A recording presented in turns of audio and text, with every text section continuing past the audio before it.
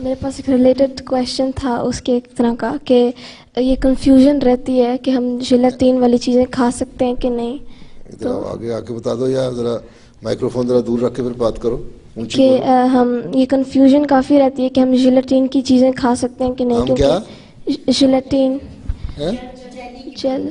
Jelly کی جی jelly دیکھ لیا کرو اس پہ لکھا ہوتا ہے انہوں نے.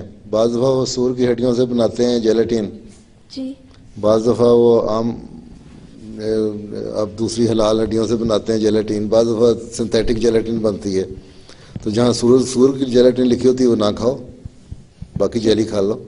پتہ نہیں ہمیں کیا کچھ کھلاتے. مجھے تو بعض دفعہ یہاں بیلجیم کے, یہاں کے, سوئٹزرلینڈ کے, یورپ کے لوگ بنے ہوئے اپنی طرف سے بڑی پیار سے تحفہ لے آتے ہیں چاکلیٹ کا. حالانکہ میں نے کہا وہ سادہ چاکلیٹ کھانا چاہیے ہر ایک کو.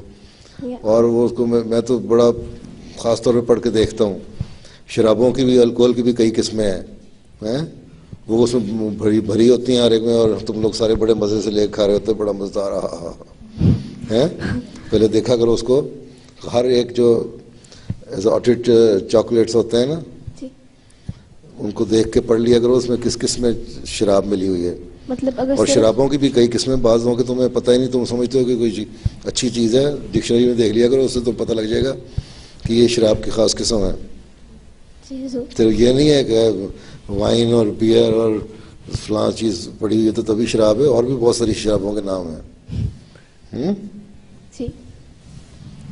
صرف ملک چاکلیٹ پلین کھا لیا کرو زیادہ اچھا ہے, یا نٹ والے.